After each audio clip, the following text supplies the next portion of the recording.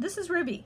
Today we're going to talk about Chapter 6 and finding the probability that's associated with different areas in a curve. So the first problem we're going to start off with is the probability that a raw score of x is greater than 56. And the distribution will have a mean of 70 and a standard deviation of 10. So what we have is, if you look at our distribution, our mean is 70, and then clearly one standard deviation is 80, two standard deviations is 90, and three standard deviations is 100. Remember, the standard deviation is equal to 10. And then if we go in the negative direction, we have that negative 1 standard deviation is equal to 60, negative 2 standard deviations equal to 50, and negative 3 standard deviations is equal to 40. The area that we're interested in is x equals 56, and the area that's above that, since it's x is greater than 56. So because it's greater than 56, as we saw in the prior video, this area would be known as a body because it represents an area that's greater than 50% of the distribution.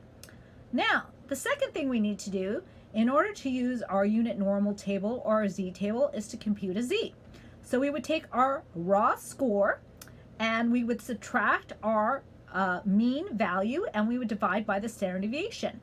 So as we substitute in this particular problem, we have that z equals a raw score of 56 minus the mean score, which is 70 here, divided by 10, which is the standard deviation, which gives us a negative 14 divided by 10, which is a negative 1.4.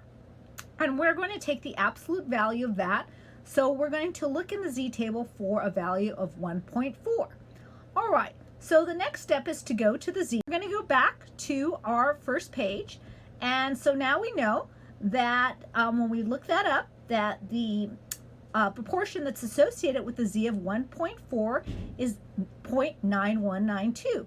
So our answer for this particular problem is that the proportion that an x value would be greater than 56 for this particular distribution is 0.9192. So that's a high probability.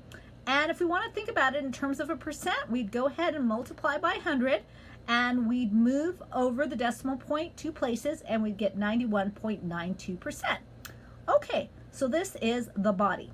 All right, I will talk to you again soon. Bye-bye. So we're going to go ahead and go to our z-table, and we're just going to make that a little bit larger.